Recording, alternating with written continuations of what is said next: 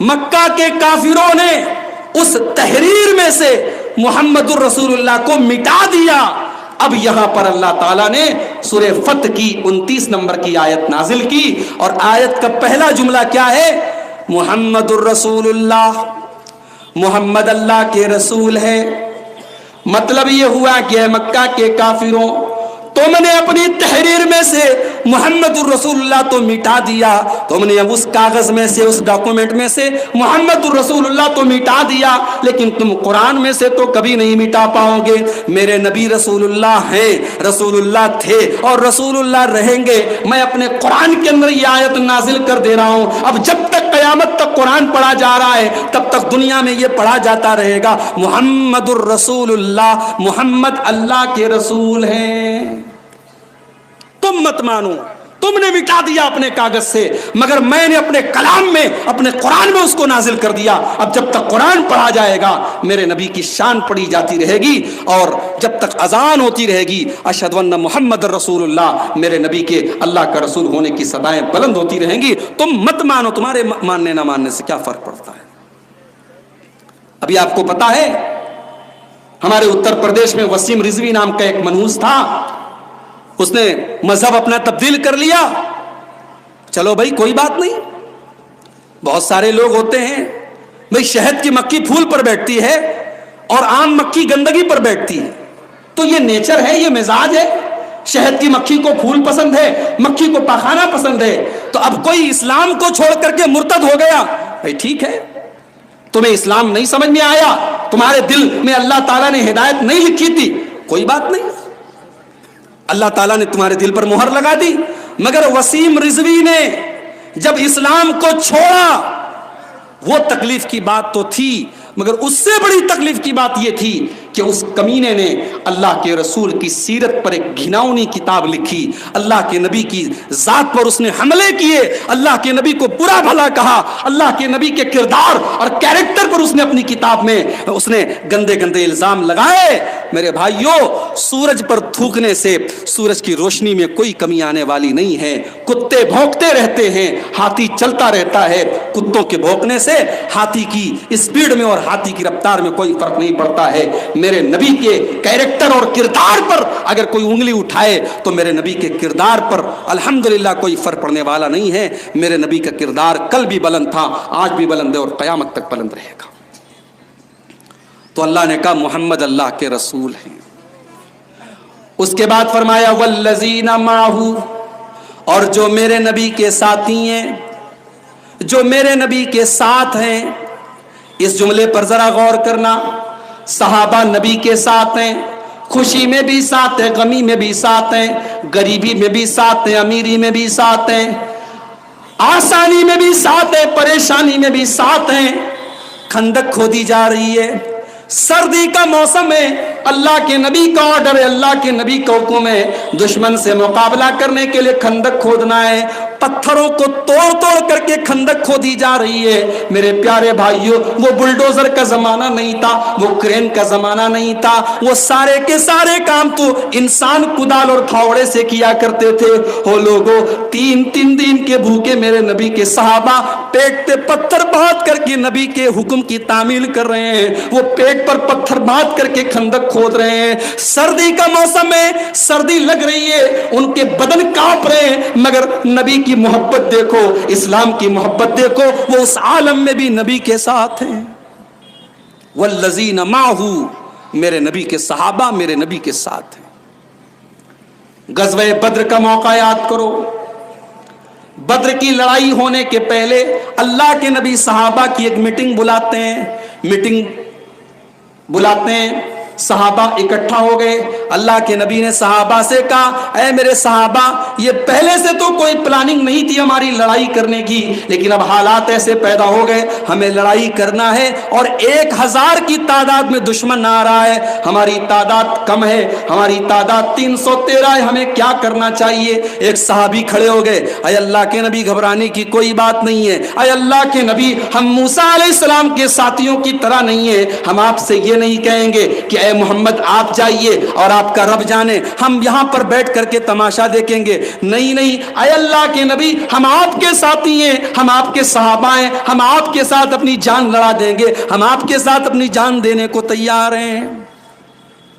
لیکن ابھی اللہ کے نبی کو اطمینان نہیں ہو رہا ہے، کیونکہ اللہ کے نبی اپنے انصاری صحابہ کی رائے جاننا چاہتے تھے کہ میرے انصار صحابہ کیا کہہ رہے ہیں، کیونکہ انصار صحابہ نے یہ وعدہ کیا تھا کہ اگر مدینہ کے اوپر کوئی اٹیک کرے گا، مدینہ کے اندر کوئی اٹیک کرے گا تو ہم مدینہ کا ڈیفنس کریں گے، مگر بدر کی لڑائی تو مدینہ کے باہر لڑی جا رہی ہے۔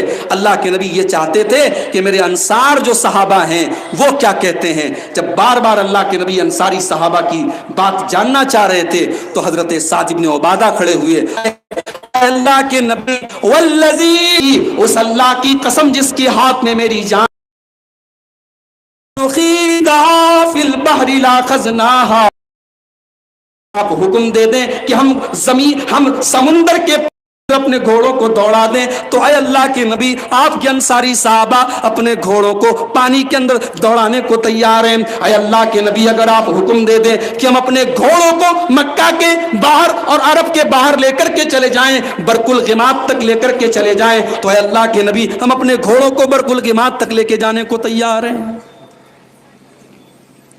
میرے بھائیوں، نبی کے ساتھی ہر حال میں نبی کا ساتھ دینے والے۔ ہجرت کی رات یاد کرو، اللہ کے نبی حضرت علی سے کہتے ہیں کہ علی آج کی رات تمہیں میرے بستر پہ سونا ہے۔ حضرت علی جانتے ہیں جان کا خطرہ ہے، جان کا خطرہ ہے، ہو سکتا ہے کہ دشمن اٹیک کر دے اور آج میری زندگی چلی جائے، مگر حضرت علی کی زبان پر ایک بار بھی نہ نہیں آتا، ان کی پیشانی پر ایک بار بھی بل نہیں پڑتا۔ اے اللہ کے نبی اگر آپ کا حکم ہے میں آپ کے بستر پر آپ کی جگہ لیٹنے کے لیے تیار ہوں۔ حضرت علی بھی اپنے نبی کا ساتھ دینے کو تیار ہیں۔ پھر آگے بڑھو، اللہ کے نبی حضرت ابوبکر صدیق کے ساتھ جا رہے ہیں، غار ثور میں پہنچتے ہیں۔ غار ثور میں بہت سے چھوٹے چھوٹے سوراخ ہیں، حضرت ابوبکر صدیق سارے سوراخوں میں کپڑا ڈال دیتے ہیں، روئی ڈال دیتے ہیں، کاٹن ڈال دیتے ہیں، سارے سوراخوں کا منہ بند کر دیتے ہیں کہ کوئی زہریلا جانور نکل کر کے میرے نبی کو کاٹ نہ لے، میرے نبی کو تکلیف نہ پہنچا دے۔ مگر ایک سوراخ باقی رہ جاتا ہے، سارے سوراخ کا منہ بند کر دیا، ایک سوراخ باقی رہ گیا۔ حضرت ابوبکر نے اپنے پیر کے انگوٹھے سے اس سوراخ کے منہ کو ڈھانپ لیا اور اپنی ران کے اوپر اللہ کے نبی کو کہا کہ اللہ کے نبی تھکے آ رہے ہیں، آپ آئیے میری ران کے اوپر سر رکھ کر کے آرام کر لیجیے۔ نبی اکرم نے اپنے دوست ابوبکر کی ران پر سر رکھا، سفر کی تھکاوٹ تھی، اللہ کے نبی کو نیند آ گئی اور اس سوراخ کے اندر، جس سوراخ کے اوپر حضرت ابوبکر کا انگوٹھا تھا، اس سوراخ کے اندر کوئی زہریلا جانور نکلنے کی کوشش کر رہا ہے اور وہ بار بار ڈنک مار رہا ہے، وہ بار بار کاٹ رہا ہے، لیکن حضرت ابوبکر صدیق رضی اللہ تعالیٰ عنہ اپنے انگوٹھے کو سوراخ سے ہٹاتے نہیں ہیں کہ اگر میں نے ہٹایا تو کہیں میرے نبی کی نیند نہ کھل جائے۔ حضرت ابوبکر جیسے ہیں اسی حالت میں بیٹھے ہوئے ہیں تاکہ اللہ کے نبی کے آرام میں کوئی خلل نہ پڑے، لیکن تکلیف ہوئی، جانور نے ڈسا، جانور نے ڈنک مارا، تکلیف ہوئی اور تکلیف کی وجہ سے حضرت ابوبکر کی آنکھوں سے آنسو گرے اور وہ آنسو گرم گرم آنسو جناب محمد رسول اللہ صلی اللہ علیہ وسلم کے گال کے اوپر گرے۔ اللہ کے نبی کی نیند کھلی، آپ نے کہا ابوبکر کیا بات ہے؟ کہا یا رسول اللہ کوئی جانور ہے مجھے ڈنک مار رہا ہے۔ اللہ کے نبی نے ان کا انگوٹھا ہٹایا، جانور کو نکال کر کے باہر پھینکا اور اس کے بعد آپ نے اپنا لعاب دہن حضرت ابوبکر کے زخم پہ لگایا اور ان کا زخم بالکل ٹھیک ہو گیا۔ تو نبی کے صحابہ ہر حال میں نبی کے ساتھ ہیں۔ اشداء علی الکفار، یہ کافروں کے اوپر بڑے سخت ہیں، اللہ کے دشمنوں کے اوپر بڑے سخت ہیں، رحماء بینہم، اور آپس میں بڑے رحم دل ہیں۔ آج ہمارا معاملہ الٹا ہے، آج پولیس اسٹیشن میں چلے جاؤ، مسلمان کے خلاف مخبری کرنے والا مسلمان ہے، اپنوں کے خلاف مخبری کرنے والے اپنے ہی لوگ ہیں، اپنوں کے لیے گڈھا کھودنے والے اپنے ہی لوگ ہیں۔ اشداء علی الکفار رحماء بینہم، میرے نبی کے صحابہ کی شان تو یہ تھی وہ دشمنوں کے لیے سخت تھے اور آپس میں نرم دل تھے۔ بدر کی لڑائی ہو رہی ہے، ایک طرف حضرت ابو بکر صدیق ہے اور دوسری طرف ان کا بیٹا ہے، باپ مسلمان ہے بیٹا کافر ہے، باپ بیٹے کے خلاف جنگ کر رہا ہے، جنگ ختم ہو گئی، بیٹا بھی مسلمان ہو جاتا ہے، عبد الرحمن بھی مسلمان ہو جاتے ہیں، بعد میں کہتے ہیں کہ ابا جان بدر کی لڑائی میں جب آپ مسلمان تھے اور میں کافر تھا، میں مشرک تھا، بار بار آپ کی تلوار، آپ کی گردن میری تلوار کے نیچے آ جا رہی تھی، اے ابا جان بار بار یہ موقع آ رہا تھا کہ میں آپ کی گردن اپنی تلوار سے کاٹ سکتا تھا، مگر آپ کی محبت میرے دل پر غالب آ جاتی تھی، مجھے یہ خیال آ جاتا تھا کہ آپ میرے باپ ہیں اور باپ کو میں قتل نہیں کر سکتا۔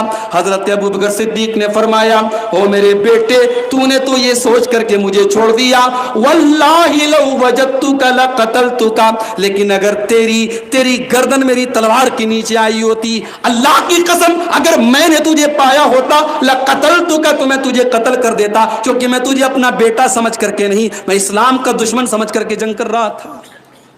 اشداء علی الکفار، کافروں کے لیے سخت ہے۔ اسی بدر کی لڑائی میں ایک صحابی ہے حضرت مصعب ابن عمیر، ان کا بھائی ابو عزیز، وہ کافر تھا، مشرک تھا، وہ قیدی بن کر کے پکڑ کر کے لایا گیا، اور جب قیدی بن کر کے وہ آیا، حضرت مصعب کی نظر پڑی تو جو مسلمان اس کو گرفتار کیے ہوئے تھا، حضرت مصعب نے کہا اس کو تھوڑا قاعدے سے پکڑو، اس کو مضبوطی سے پکڑ کے رکھو، اس کی ماں کے پاس بہت پیسہ ہے، بہت پیسہ ملے گا اس کو چھڑانے کے لیے۔ ابو عزیز حیران رہ گیا، کہنے لگا ہے مصعب، ایک ہی ماں کی اولاد، جس ماں کا خون میرے بدن میں دوڑ رہا ہے اسی ماں کا خون تو تیرے بدن میں بھی دوڑ رہا ہے، اے مصعب کیا یہی بھائی کی محبت ہے؟ کیا یہی بھائی کی محبت کا تقاضا ہے کہ اپنے ہی بھائی کا تو سودا کر رہا ہے اور اپنے ہی بھائی کے بارے میں کہہ رہا ہے کہ اس کو مضبوطی سے پکڑ لے؟ او لوگو، حضرت مصعب نے کیا جواب دیا؟ کہا ان ھذا اخی دونک، اے ابو عزیز تو کافر ہے، میں مسلمان ہوں، تو لا الہ الا اللہ کا ایک انکار کرنے والا ہے اور میں لا الہ الا اللہ کا اقرار کرنے والا ہوں، ان ھذا اخی دونک، تو میرا بھائی نہیں ہے، تجھے گرفتار کر کے لانے والا میرا بھائی ہے، تیرے ساتھ میرا کوئی رشتہ نہیں ہے، اس کے ساتھ میرا لا الہ الا اللہ کا رشتہ ہے۔ اشداء علی الکفار، وہ کافروں کے اوپر سخت تھے، وہ میدان جنگ میں سخت تھے۔ میں آپ کو یہ تعلیم نہیں دے رہا ہوں کہ آپ اپنے سماج کے غیر مسلموں کے ساتھ تعلقات مت بنائیے، ان کے ساتھ دوستی مت کیجیے، ان کے ساتھ انسانیت اور مانوتا کا سلوک مت کیجیے، اچھا سلوک کیجیے، انسانیت اور مانوتا کی مثال پیش کیجیے، مگر مانوتا کا یہ مطلب نہیں ہے کہ آپ ان کے ساتھ جا کر کے ہولی منائیے۔ مانوتا کا مطلب یہ نہیں ہے کہ آپ ان کے بتوں کے آگے جا کر کے سجدہ کیجئے، مانوتا کا مطلب یہ نہیں ہے کہ آپ ان کے تہواروں میں جا کر کے شامل ہوئیے۔ یکجہتی اور محبت اور بھائی چارہ اور سدبھاونا اپنی جگہ ہے اور ایمان اور اسلام اپنی جگہ ہے۔ میرے بھائیوں، الیکشن کا دور ہمارے اتر پردیش میں الیکشن کا دور چل رہا ہے، الیکشن کی جب بات آتی ہے، پالیٹکس کی بات آتی ہے، لوگ کہتے ہیں پالیٹکس کا کوئی مذہب نہیں ہوتا، راجنیتی کا کوئی مذہب نہیں ہوتا۔ اللہ کی لعنت ہو ایسی راجنیتی پر اور ایسی سیاست پر جو آپ کو ایمان سے خارج کر دے، جو آپ کو اسلام سے خارج کر دے۔ آپ راجنیتی میں اور سیاست میں بھی آپ اچھے بنے، مگر اپنے اسلام کے ساتھ بنے، اپنے ایمان کے ساتھ بنے۔ اگر ایمان اور اسلام سے کمپرومائز کر کے سیاست کرنی پڑتی ہے تو معاف کیجئے، ایسی سیاست سے دور رہنا ہی بہتر ہے۔ صحابہ نے اسلام سے کبھی کمپرومائز نہیں کیا، دین سے کبھی کمپرومائز نہیں کیا۔ اشداء علی الکفار، وہ دشمنوں کے لیے بڑے سخت تھے، رحماء بینہم، اور آپس میں بہت رحم دل تھے، آپس میں اتنے رحم دل تھے کہ جب مکہ کے مہاجر مدینہ پہنچے، ان کے پاس گھر بار بھی نہیں ہے، ان کے پاس کوئی نوکری بھی نہیں ہے، ان کے پاس کوئی بزنس بھی نہیں ہے، اللہ کے نبی نے مدینہ کے انصاریوں کے ساتھ مکہ کے مہاجرین کا بھائی چارہ کروایا، نام لے لے کر کے بتایا یہ مکہ کا مہاجر مدینہ کے فلاں انصاری کا بھائی ہے، آپ نے نام لے لے کر کے بھائی چارہ کرایا۔ حضرت عبد الرحمن ابن عوف بھی ایک مہاجر صحابی ہیں، ان کا بھائی چارہ آپ نے حضرت سعد بن ربیع کے ساتھ کروایا۔ جب دونوں میں بھائی چارہ ہو گیا، حضرت سعد بن ربیع آئے اور کہنے لگے عبد الرحمن اے میرے بھائی، یہ میرا مال ہے، یہ میرا باغیچہ ہے، یہ میری کھیتی ہے، یہ میری دولت ہے، یہ میری پراپرٹی ہے، آدھی تم لے لو آدھی میں لے لیتا ہوں۔ یہاں تو اپنے سگے بھائی کے خلاف ہمارے مقدمے چل رہے ہیں، اپنی بہنوں کا حق مار کے ہم نے بلڈنگیں بنائی ہیں اور بڑے فخر سے کہتے ہیں ہماری بہن نے ہمارا حصہ ہم کو دے دیا۔ ہمیشہ بہنیں ہی اپنا حصہ کیوں بھائیوں کو دیتی ہیں؟ کبھی بھائی اپنا حصہ بہنوں کو کیوں نہیں دیتے؟ میرے بھائی، میرے بھائیوں، آپ نے اگر اپنی بہنوں اور اپنی بیٹیوں کا حق مار کے بلڈنگ بنائی ہے تو یقین جانو اس بلڈنگ کی بنیاد میں آپ کی مظلوم بہن کے آنسو ہیں، آپ کی مظلوم بیٹی کے آنسو ہیں۔ اپنے سگے بھائی، اپنے سگے بیٹے اور اپنی سگی بہن کے حق مارنے والے ہم لوگ ہیں۔ ہم کیا جانے محبت کس کو کہتے ہیں اور ایثار کس کو کہتے ہیں۔ یہاں مدینہ کے انصاری صحابی نے کہا، حضرت سعد بن ربیع نے کہا کہ اے عبد الرحمن، یہ میرا مال ہے، یہ میری پراپرٹی ہے، آدھی تم لے لو آدھی میں لے لیتا ہوں، بٹوارا کر دیتا ہوں۔ یہاں تک کہا میری 2 بیویاں ہیں، تم پسند کر لو، میں طلاق دے دیتا ہوں، وہ عدت گزارنے کے بعد تمہارے ساتھ شادی کر لے گی۔ ہو سکتا ہے تمہیں مدینہ کے اندر بھی کوئی رشتہ نہ ملے، ہو سکتا ہے تمہارا رشتہ نہ ہو، شادی نہ ہو، اس لیے میں اپنی ایک بیوی کو طلاق دینے کو تیار ہوں اور وہ میری بیوی تم سے نکاح کرنے کے لیے بھی تیار ہے، اگر تم چاہو تو میں ایسا بھی کر سکتا ہوں۔ پوری دنیا کی تاریخ میں، پورے مانو اتہاس میں ایثار اور قربانی کی ایسی مثال نہیں ملتی میرے بھائیوں جو مثال نبی کے صحابہ نے پیش کی۔ ایک دن اللہ کے نبی کے پاس ایک صحابی آئے، اے اللہ کے نبی بھوکا ہوں، اگر آپ کے پاس کچھ کھانے کو ہو تو مجھے دے دیجیے۔ اللہ کے نبی نے اپنے گھر میں پتہ کروایا، گھر سے جواب آیا کہ آج ہمارے گھر میں کھانے کو کچھ بھی نہیں ہے۔ نبی نے دوسری بیوی کے گھر میں پیغام بھجوایا، دوسری کے گھر سے جواب آیا کہ ہمارے گھر میں بھی کھانے کو کچھ نہیں ہے۔ 9 بیویاں تھی، 9 بیویوں کے گھر میں کھانے کو کچھ بھی نہیں ہے۔ او لوگو، میرا نبی اللہ کا سچا نبی ہے، میرے نبی اللہ کے سچے نبی ہیں۔ اگر کوئی دنیا پرست انسان ہوتا، اگر کوئی دنیا طلب انسان ہوتا تو اس کے گھر میں عیش و آرام کی زندگی ہوتی۔ میرے نبی نے تو بڑی پریشانی کی زندگی گزاری ہے۔ میرے نبی کی 9 بیویوں کے گھر میں کھانے کو کچھ نہیں ہے۔ اللہ کے نبی صحابہ کے بیچ میں کھڑے ہوئے، آپ نے کہا یہ میرا مہمان ہے، کوئی اس کو کھانا کھلائے گا؟ کوئی ہے جو میرے مہمان کو کھانا کھلائے گا؟ حضرت ابو طلحہ کھڑے ہو گئے، اے اللہ کے نبی آپ کا مہمان میرا مہمان ہے، میں کھانا کھلاؤں گا آپ کے مہمان۔